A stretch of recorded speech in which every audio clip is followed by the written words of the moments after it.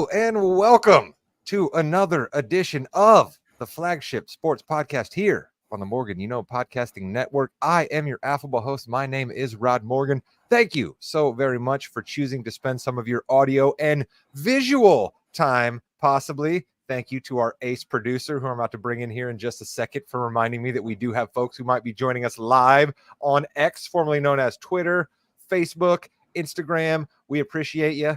Thanks for watching. Tell your friends, send this along to other folks, because the way that this works is if we can get a whole lot of people starting to watch and listen to us, then we move up, and then you can feel important for listening to a great podcast like us. That's how these podcasts work, folks. All right, let me bring in the folks who I have along with me to make this entertainment gold. Joining me is someone that, quite frankly, I would have been lifelong friends with, other than the fact that we did not know each other in kindergarten, first and second grade. It is my man, the host of the Yeah We Know In the Ring with Jimmy, Rod, and Chris Wrestling podcast, the executive producer of this podcast and every other podcast on this network, and the co-host of Balls and Brew. The man wears many hats. He has three names. It's James Thomas Jamriska. Jimmy, hello. Hello, everybody. Welcome to Balls and Brew. I'm excited. We've had a huge NFL season, and we've got some basketball to talk about, too, so I'm very excited about that, Rod. You can see the glimmer in Jimmy's eye because he gets to host the basketball show. So he is excited for the fact that football is winding now, because now it will be the time of the year where Jimmy actually hosts two podcasts on the network and I host one. And it should be the Jamriska Podcasting Network and not the Morgan Jimmy loves that time of year. It's fine. Yeah. Joining us, as always, our guy. He's here with us on Balls and Brew. He's here with us on wrestling. He even joins us and gives some insane pop culture takes every once in a while on the Morgan I've known him not as long as Jimmy, but it feels like I've known him that long because he's incredibly old. It's our guy, formerly from North Carolina, Pittsburgh, and now back in Indiana, Christopher Eugene King. Chris, hello. What is up, fellas? Let's just get this out of the way. A little bit of a somber note. Let's give a thoughts and prayers to everybody who was affected by the shooting at the parade in Kansas City. Pretty despicable and outrageous. I mean, you cancel schools, let kids to be able to go and celebrate with their families, and that's how it ends up. Absolutely, Chris. That's a wonderful point, and I wanna just throw to the immediate other side of that. Did you guys happen to catch the other great footage of the mailman delivering the mail in and amongst all of the chaos when it was still just a party? Did any of you guys happen to see that? We weren't looking for the mailman in particular on this one. There's only one mailman that we pay attention to. But hey, rain, sleet, snow, parades, let's go. Exactly. I just loved it. The guy's wearing the little city blue uniform, so he's a different craft than myself, right? And you see all these people like drinking White Claws and just being completely hammered on front porches, and this dude just rolling up behind him with the mailbag, and he's just bam, bam, bam, putting the mail in, going to the next mailbox, and there's thousands of people partying in the street. Sometimes you just have to do the work, and the man that does the work on this podcast, our football handicapper, the man making the bets, the man who makes us smarter. He's here in South Bend with me, sort of. I'm technically in Mishawaka. He's in South Bend, but we're really not that far apart from one another. It's Joshua Lee Williams. Josh, hello. What's up, boys? I technically have a Mishawaka address. I don't know if you knew that. Listen, I'm not great with geography or time zones. All right. I'm only good at talking and hosting a podcast. And then when I try to branch out, you guys are quick to call me on it. And that's why I appreciate it.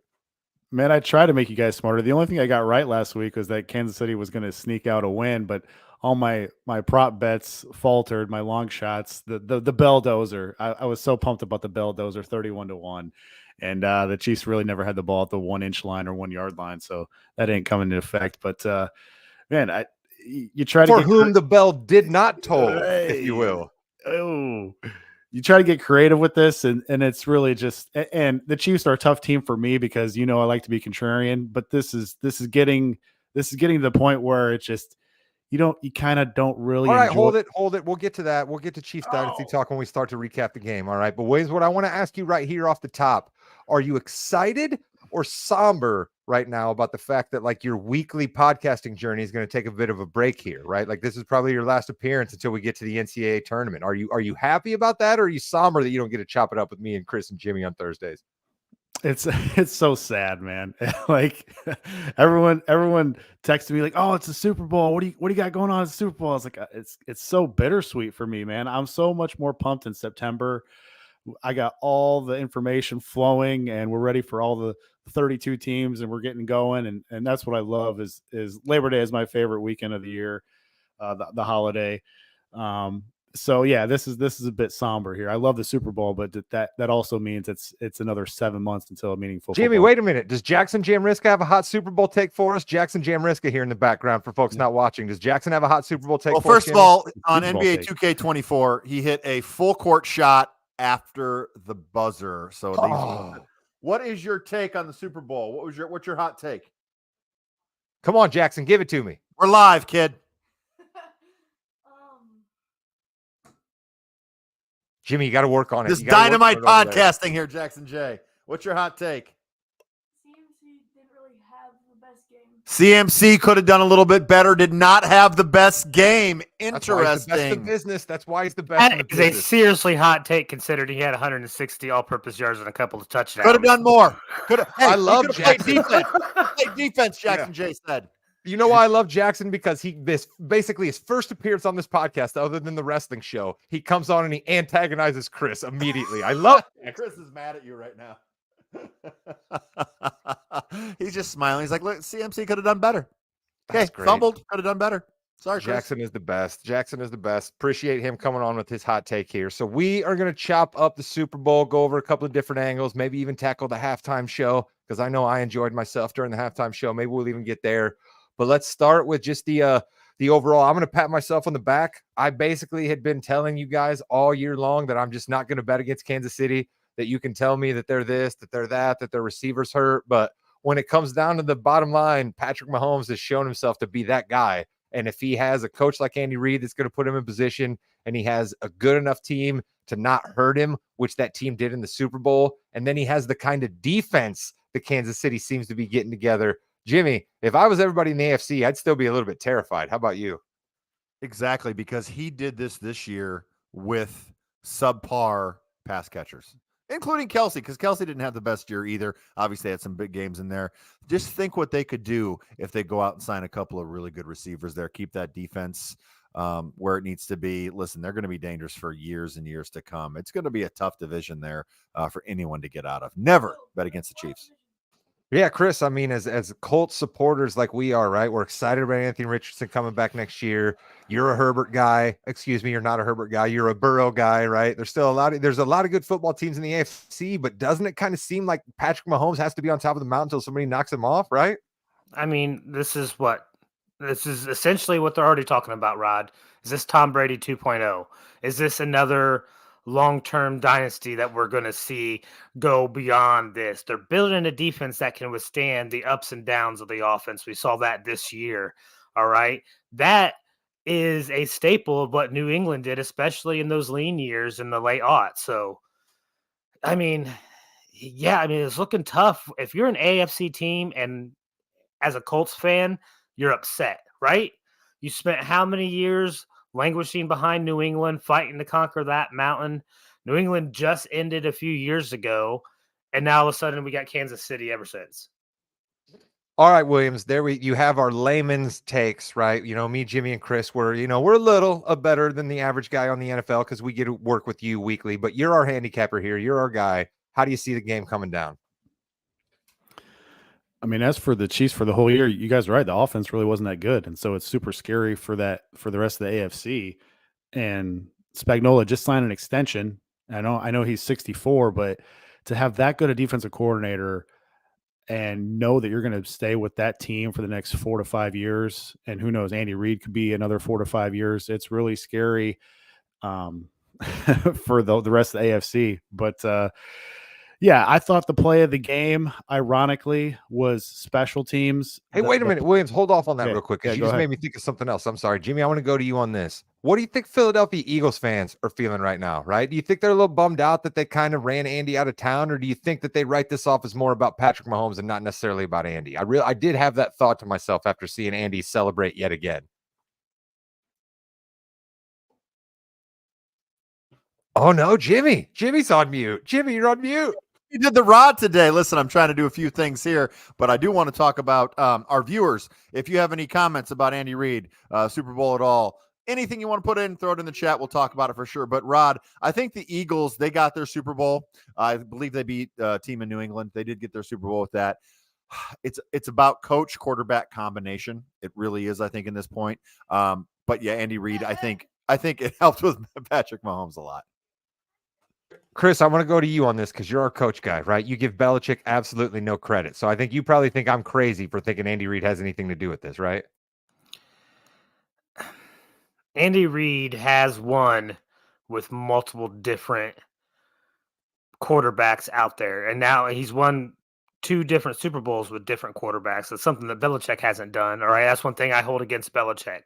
I mean, if Andy Reid is the type of coach that is going to surround him with the best coaches available, from the defensive line coach all the way up to the coordinator, same way with the offense. Like, it's not only that he is so great at his job, he surrounds himself with the best people, and he keeps doing that wherever he goes. Yeah, Williams, I'm sorry to stop you there, man, but I think it's interesting to talk about Andy Reid, right? Because also they have a very good special teams coordinator there in Kansas City, right? You know, they have Matt Nagy, who, sure, he has a bit of a checkered resume, but there's a guy who's been an offensive coordinator for a Super Bowl team, a guy who's been a head coach. You know what I mean? Like, this is clearly a pretty good coaching staff. But I'm going to throw it back to you, Williams. Is it the coaching staff, or does it all just boil down to number 15?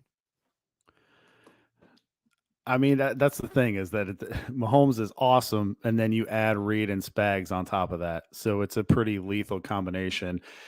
And what we didn't touch on last week is that special teams was probably going to be a huge deal, and Kansas City had a massive advantage of that going into the game. But actually, the Niners special teams was really fantastic last week until it wasn't. Oh, when And Moody hit that first kick, I couldn't believe it. Like, we all thought Moody was going to totally shake that first kick, didn't we? How about he sets the record for the longest field goal ever, and then Butker comes in behind and sets it in Like, the no, same game. That's unbelievable. A true hold my beer moment, if there ever was one. There we go. I do feel bad for Moody, though. That extra point blocked, probably the difference in the game. I don't really know why he kicked that so low. Why? See, here's the thing. I hate this. Why is it his fault? Block. He's the one, because it goes in the scorebook as he missed the PAT. Jimmy, I know, right? but nowhere in the scorebook does it even have the center's name. Can you tell me the center's name? Yes. In a minute. Yeah. Well, normally I'm with Jimmy, but like, if you look at the trajectory of the ball, like, it was so low. I don't get why it was so low.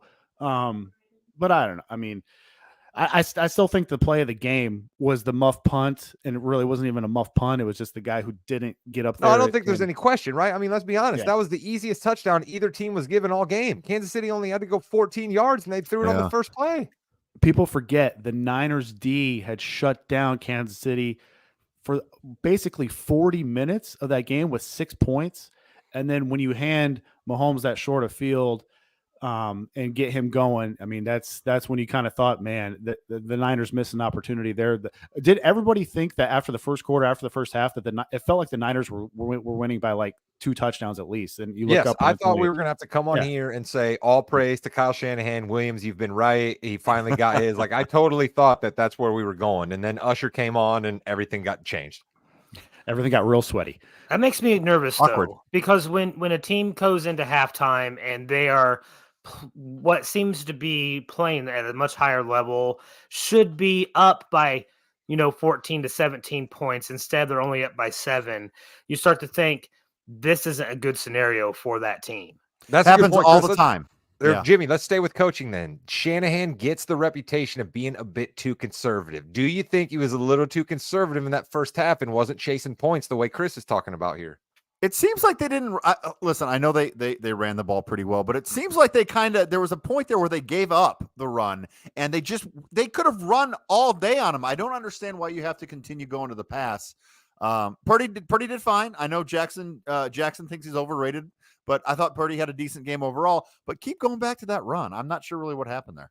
Williams, your boy, what do you think? I mean, do you think he was too conservative? What do you think happened here? The first 3 drives of the second half, that's where you can get on Shanahan, because Jimmy's right. They came out and they called for about 9 straight pass plays. I know one of those ended up being a quarterback run, but You got to go back to running the ball there, especially after that turnover where Mahomes never throws a pick. I gave out that awesome prop bet last week to Mahomes not throw a pick. He comes out in the third quarter, throws a pick, but you have to punish them there. But to give Shanahan credit, I thought there was no way that they were going to go for it on that fourth down there, and I thought they were just going to try to get Kansas City offsides. They ended up hiking it. They ended up getting it.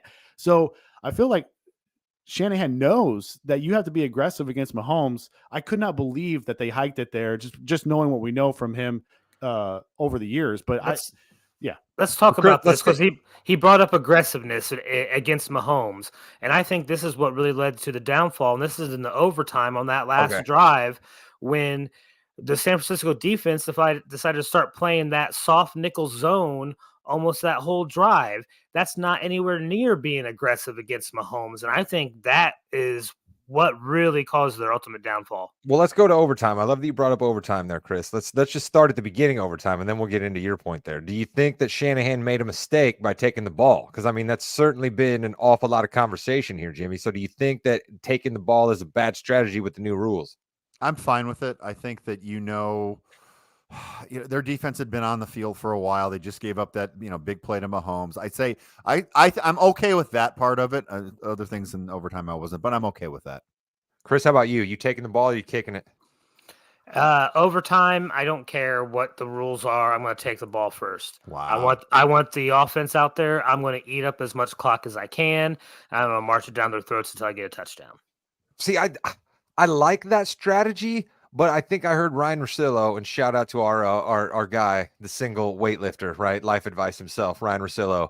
He said that, yes, that's great. Go down, punish him, score a touchdown, but you almost got to play the overtime rules that they have now in the playoffs like a college football game, right? Where you go and tell me what you're going to do, and then that allows me to play differently because I know what you're going to do, right? Like essentially if the Niners scored a touchdown or even a field goal, Kansas City's basically playing 4 downs every time, right? And wouldn't it have been more beneficial for San Francisco to be that team? Williams, you're our handicapper. Where do you come down on the strategy of the ball, take it or not at the start of the new overtime?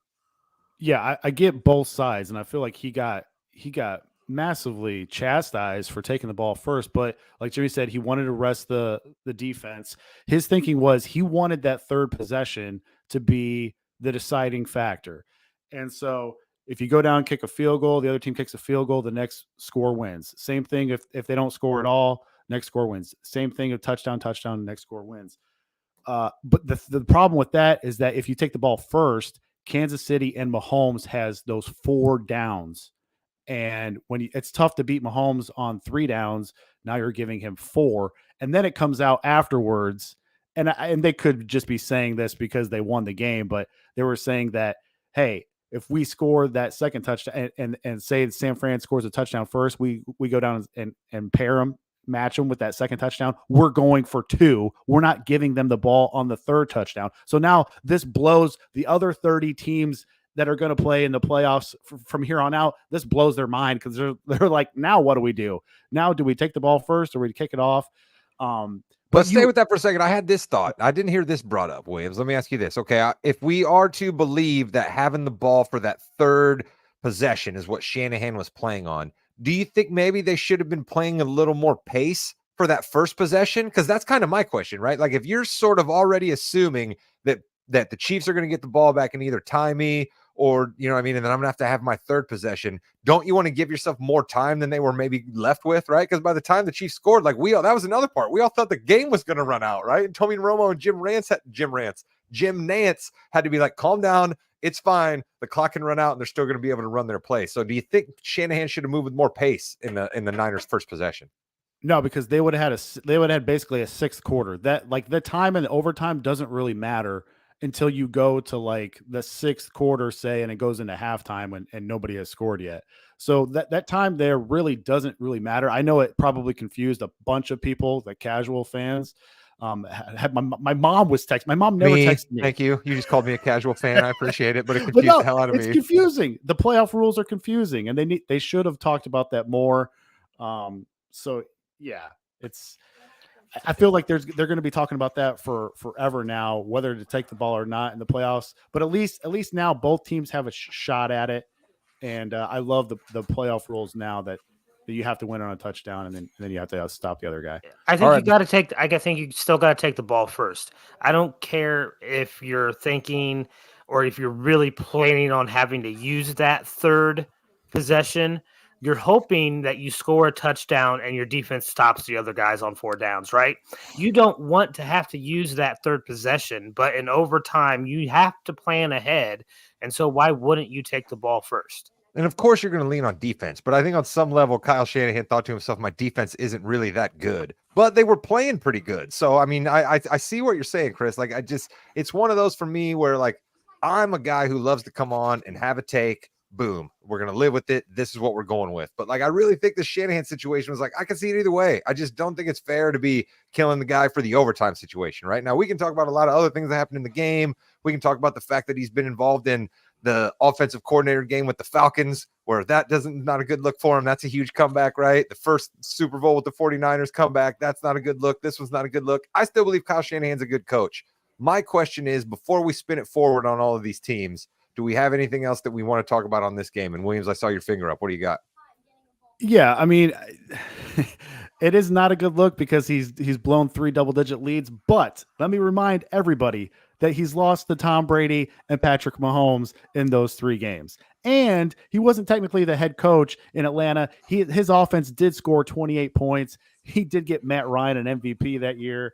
You can almost blame Dan Quinn and that defense. That defense was totally gassed. If you think the Niners defense was gassed this last week, good God, go back and watch that 2016 Falcons defense. They had nothing in overtime to put up with Brady. Well, we're all going to get that chance because apparently we now are blessed with a New England Patriots 10-part documentary called The Dynasty that Apple Plus is rolling out for all of us. So that's going to be just some great viewing. Listen, you guys can count me as rolling out on midnight every night that one of those comes out. I'll be watching every episode intently and taking notes and coming back on this podcast and breaking it down for you because I love nothing more than hearing all about Tom Brady and Bill Belichick beating my Indianapolis Colts.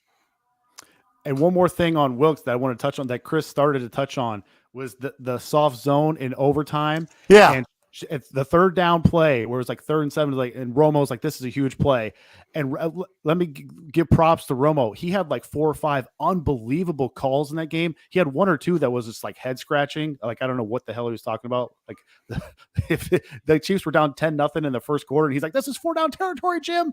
Like, whoa, so slow down, Tony. But the Steve Wilkes call when it was the soft zone in overtime, 3rd down, and Shanahan ended up calling a timeout there. And I said to myself, holy cow, if you know the Niners at all, Shanahan never calls a timeout for defense. I was like, he's got to be pissed right now that he's trying to beat Mahomes in the zone. And later it comes out. So later, the next play, he comes out and press man. Mahomes is still that good. He still beats it. Whatever. That's the correct coverage, though. But it comes out this last week that Shanahan fired Steve Wilkes, which he said it wasn't the correct fit. But, oh, man, right there was like the writing was on the wall. Oh, no, you Shanahan knew that had guy to was use fired. Listen, I love that you pointed out that because I knew it. The minute that happened and Romo was on it, I was like, oh, my God, Shanahan called timeout because he's pissed at Wilkes for losing him this Super Bowl, and Steve Wilkes is not long for this job, and that's exactly what happened. So, listen, I think the Niners might have a chance of being back. The Kansas City, they're definitely going to have a chance to be back. We can spin it forward a little bit, but let's talk about the game as an event, all right?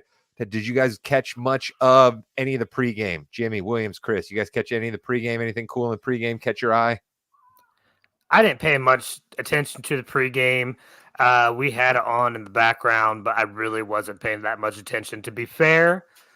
And I'm not necessarily proud of this, but I'll be honest with you and the listeners. I was really paying attention to see if Taylor Swift showed up.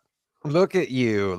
So did anybody catch the Nate Burleson, Patrick Mahomes interview as part of the pregame? Did anybody see this monstrosity? Oh my God. Listen, I am not a professional journalist. Okay. But I pride myself on trying to do a good job. I honestly think about what I'm saying on this podcast, right? All 3 of us, I think now over these years, we come on and we try to do a good job. We try to have a good take. We try to do a little bit of research. All right.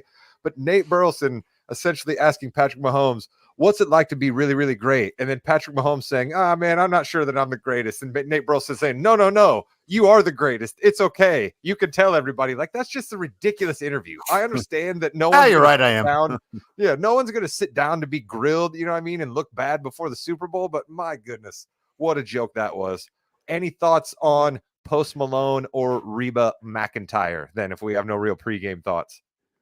I thought both did a very good job. Post Malone I thought did a fantastic job, and then Reba's was good. Yeah, it wasn't the best. It was a good rendition of the national anthem. So kudos to both of them.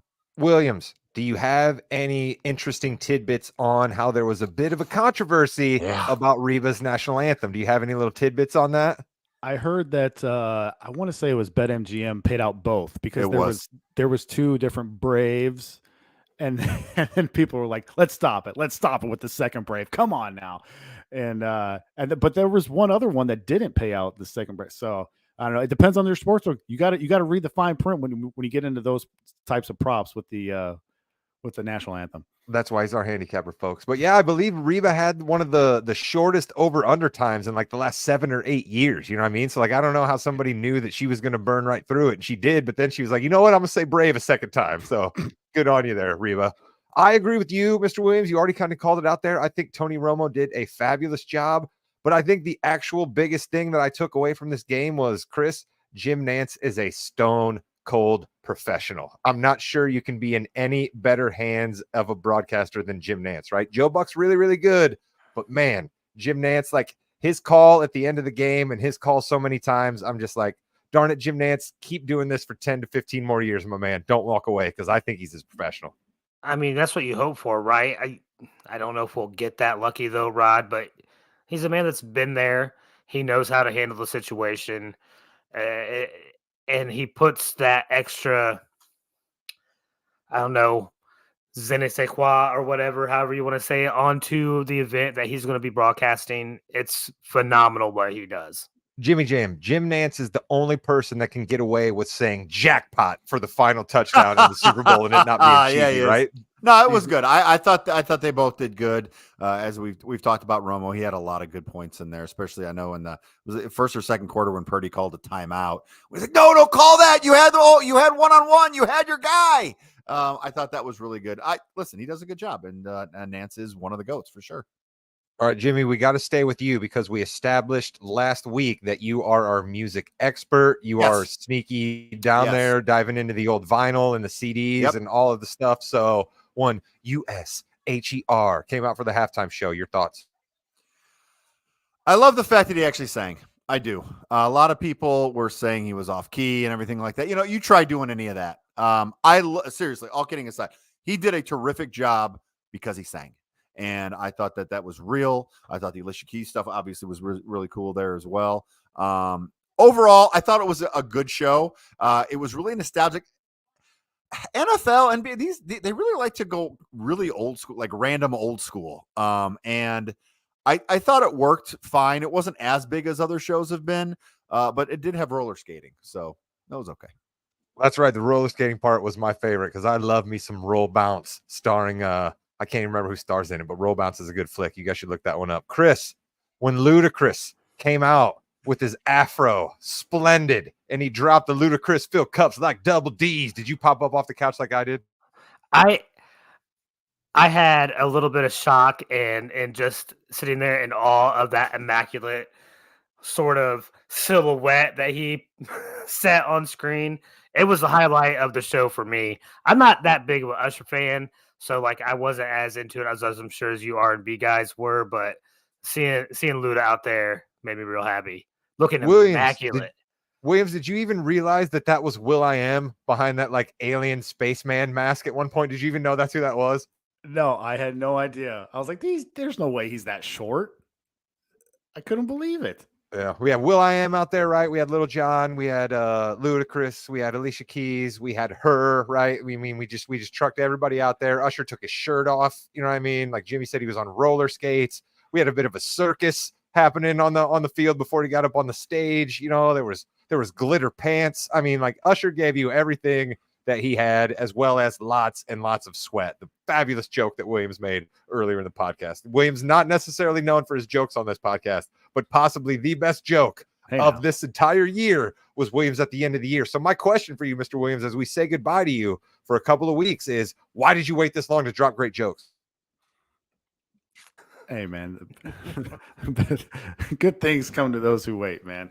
One other thing. We gave out Kevin Stefanski 14-1 to win Coach of the Year a few weeks ago. That came through. Did not have the greatest year for futures, but at least that one came out. So, yeah. Hey, There's no holding calls on the Chiefs. Did you have that for the third Super Bowl? Did you have that? No holding calls on a team that got penalized more for any holding in the regular season?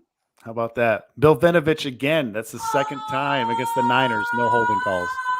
Jackson Jamrisk is fired up about it. Chris, we're going to end Super Bowl talk right here with you because you brought her name up earlier, all right? When she chugged that beer, come on. Was that your ultimate Taylor Swift moment?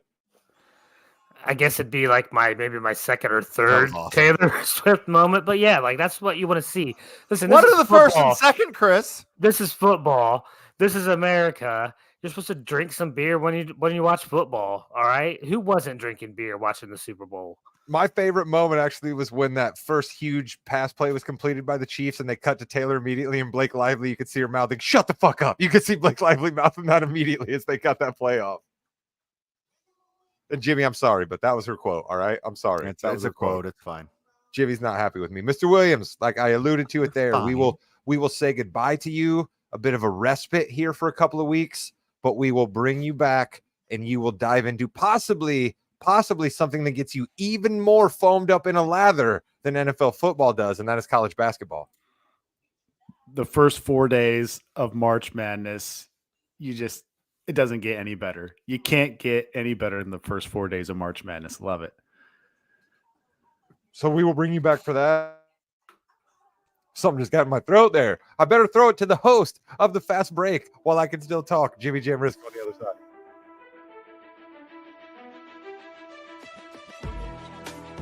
Welcome to the Fast Break, the fastest 15 minutes in the NBA. I'm Jimmy, Rod, and Chris are here. If you are watching, listening, doing whatever, and you want to throw something in the chat, feel free to go right ahead and do so. It is All-Star Weekend in Indy. I've got to work. You guys are going to go to the festivities. I don't know if anyone can actually afford to go to that game, but that's okay.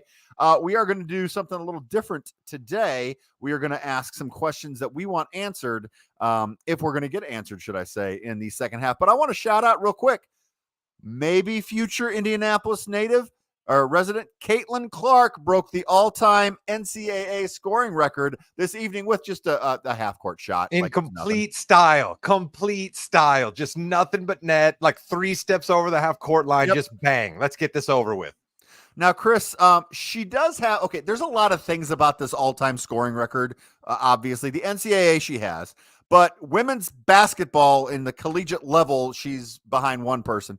But, Chris, she's also one of your contemporaries looking over her shoulder right now, Pistol Pete. She's about 13 games away from beating Pistol Pete's record. Now, big caveat. No three-pointer for Pistol Pete, okay? How cool would that be if she's all-time leading, period? I'm okay with it. I don't. Thank you. Listen.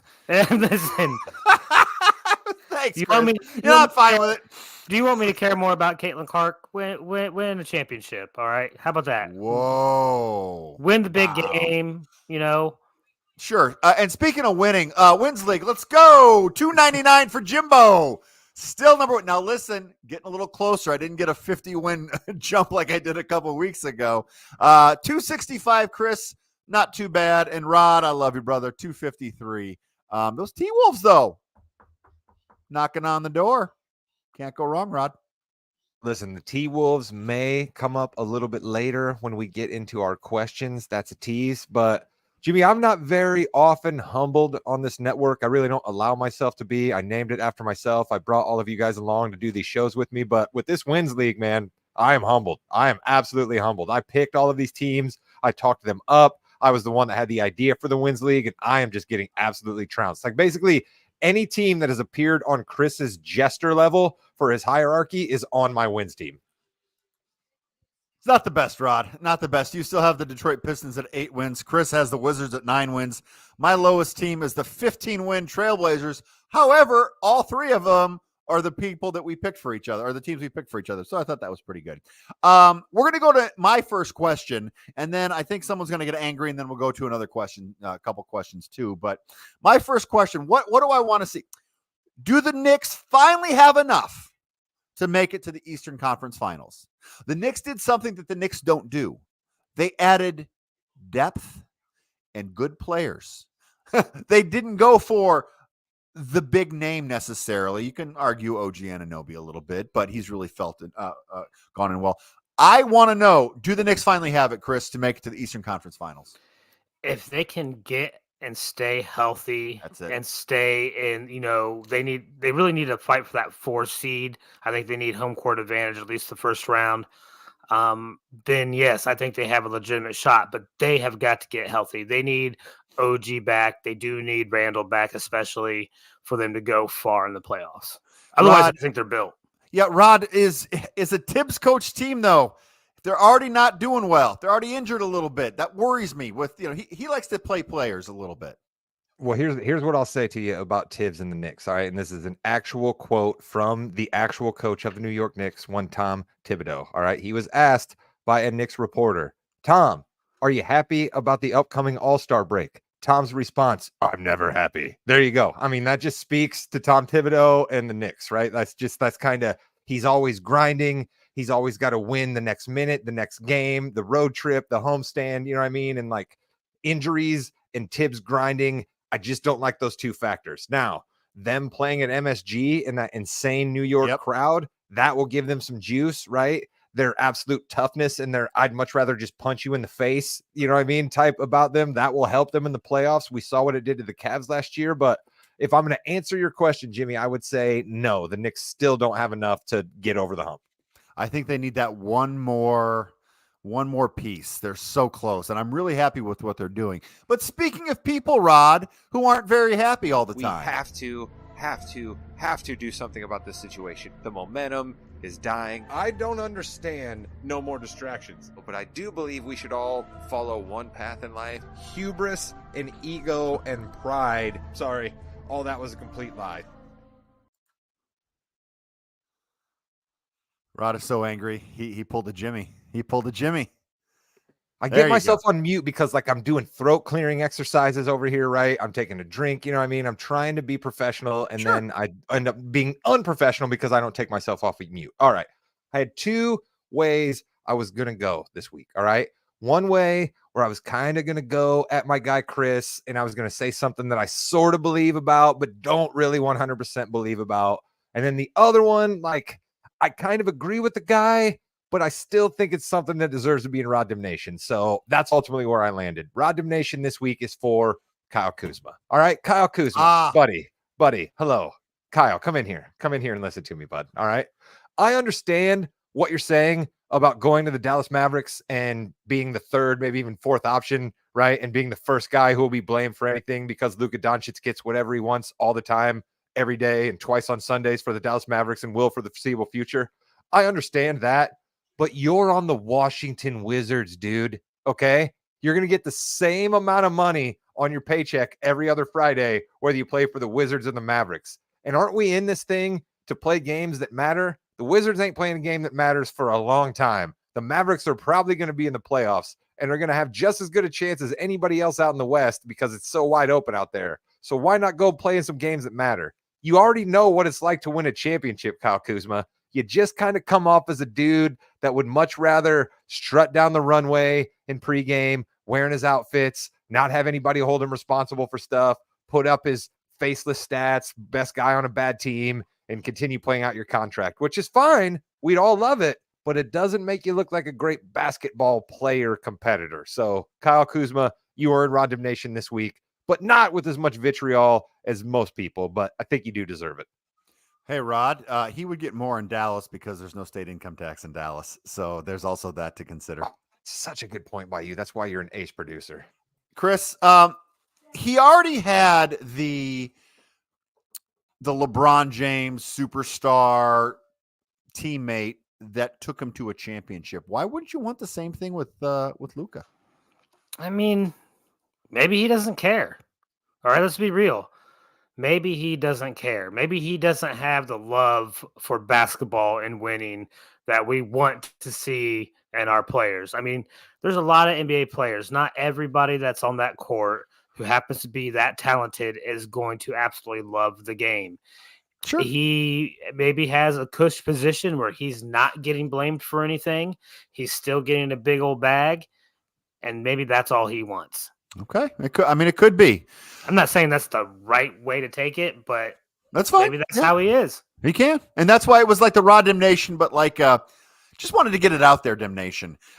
Chris, let's talk to you. What is your question for the rest of the season? Well, I'm going to be a homer for this first question. And when can my Pacers start to learn how to play at least a little bit of defense? All right? Just a little bit. Maybe allow 117 points per game instead of That's crazy. 125. Can we do that? Just allow 117 instead of 125. I mean, we'll still be like one of the worst in the league, but just a little bit better. So that's probably a 2024, 2025 answer, honestly, because they have the pieces in place. Obviously, that they have a good foundation right now. They do need to bring in one or two people who actually play defense, and that's not going to happen. Do you think we could That's have also a gone ridiculous after... question. Only people that live in Hamilton County care about that question. No one else in all of the rest of the United States gives a crap about that question. That's a terrible question, Chris. Well, like he doesn't live in Hamilton. First off, I'm sure just as many people were enthralled of the South Bend versus Mishawaka location that you guys got into in Balls. Whoa! But Whoa! Pacers are a legitimate team in the East, and they would be that much better. I think they made the right moves during the trade line. I do think we could have maybe done something to get somebody like a Kelly Olynyk to maybe solidify our middle interior defense a little bit more. You don't give up a first-round pick for that, though, do you? I think they had to give up a first-round pick for him. Is Kelly Olynyk better than Kelly Olynyk? Is he better than Kelly Olynyk? I'm not sure about Kelly Olynyk. I don't know his game. I mean, I think they're similar, just like Tom and Nick Mysterio. Okay. Shout out to Yeah We Know podcast. Rod, I can't wait. I know you've got 3 or 4 burning questions, but we need your one question that you want answered by the end of the season. All right. I'm going to blow your guys' mind with this one. All right. Because I think you guys think maybe I'd be wearing green for my question. And I certainly have a green question down here. All right. But my question is one that I think should intrigue everyone across NBA fandom. All right. And that question is Victor Wembanyama versus Chet Holmgren for Rookie of the Year. Okay. We're seeing historic stuff out of both of these guys. The Spurs are absolute trash. Okay. They're on my wins team. I know they're absolute trash. Can't do anything about that. Okay. But Victor's putting up stats that we haven't seen since the likes of Moses Malone, Tim Duncan, Shaq. Okay. These are the kind of stats that Victor's putting up. He's put up 150 threes, 150 assists, averaging 20 points a game. Like nobody's ever done that with the amount of blocks that he also then has. Right. And then you go to Chet Holmgren. No rookie has ever been this affecting of winning, okay? The only difference between this Oklahoma City team last year and this year is Chet Holmgren. Sure, all the other guys have gotten better because they're a young team that continues to be on the rise, but they plugged in this rookie at center, and they are leading the Western Conference. We've never seen a rookie be this big of a difference. So we're going to come down to a historic solo talent, unlike we've ever seen in Victor Wembanyama, versus another guy who kind of is a historic talent like we've never seen, like Chet Holmgren, but also may be playing in the Western Conference Finals or even the NBA Finals. This is an NBA Rookie of the Year race we've never seen, Jimmy. That's a question that really has me intrigued. And I don't know how I feel about it because I do see both ways. Wembanyama is just on a streak right now like no other. At the beginning of the season, he couldn't hit anything. He couldn't shoot for anything. He's doing better now.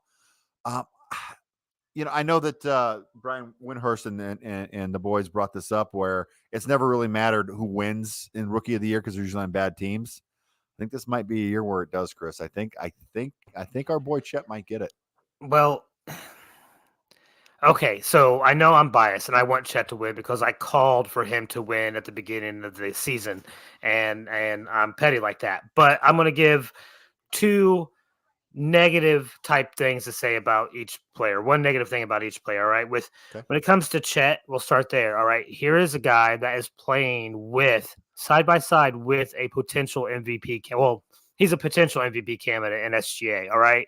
We can't overlook that. I mean, Oklahoma City Probably the is leader, great. not named Jokic, basically. I mean, not just a guy in the running, like the leader if it's not Jokic. He's number 2 in the poll. Yeah. So that has a big reason as well as why OKC happens to be winning. This was a winning team last year. All right. The Spurs were losing last year, just like they are this year. Now, Victor is a guy who's 7'4", right? I'm sorry, I may be a little bit biased, but if you are 7'4" and can't block shots or lead the NBA in shot blocking, Oh, come on. then I would have more questions than if you were. It's still historical what both of them are doing, but like those are two things that would maybe sway voters one way or the other if they weren't concerned about winning.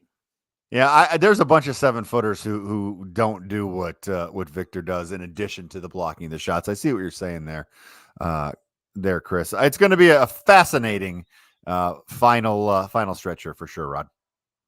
Yeah, I got one more quick one here, Jimmy, and this one is more Eastern Conference related, right? My other question that I'm really intrigued with is, does Doc exercise the playoff demons with Milwaukee, right? Because the only reason he was brought in is to turn this team around and win a championship, and they felt that they were not going in the right direction with Adrian Griffin, the guy who they just signed to a 4-year contract at the beginning of this year. So Doc has a checkered playoff resume, and Milwaukee still gave him a huge bag and brought him in the middle of the year, Jimmy. So I think that's another question that I'll really be watching to see if when playoff time comes, does Doc have this Bucks team working like a well-oiled machine again, who seems like a contender for the championship? We also have the Gallinari factor. They signed him, so he's coming in. He hasn't played basically in 2 years, but that's okay. He'll be fine. It's going to take the Doc, though. As you can see, it's taken Doc a while to get back in the swing of things with that, Chris. And I don't know if they're going to do it. Yeah, I don't. Right now, it definitely doesn't look like they're going to do it. All right, let's be fair. All right, have they won at the same percentage rate, even close, that they were before Doc was the coach? No, they haven't. They're losing more games than they're winning. All right, Their schedule the second half of the year too is the toughest in the NBA, so that's not looking great for them either. But you know what is great? The Kings, hardwood, higher.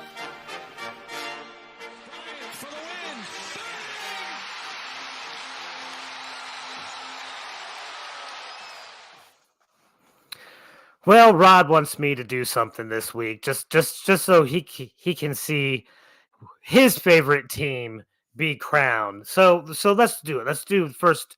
I mean, it's All-Star weekend. Let's do the first half hierarchy. All right, we can agree to that. All right, and it's the Celtics. All right, they're the king. All right, they have the best record in the league. They have for most of the year. They've been king on the hierarchy for most of the year anyway.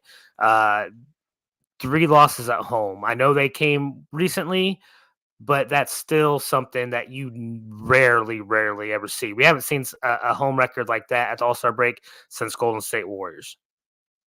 Only 9 losses on the road as well so far. So, I mean, they're not even losing a lot of games anywhere. So don't just point out the home record. They're just not losing, period. They only have 12 losses. Okay. That's Good just job, Chris.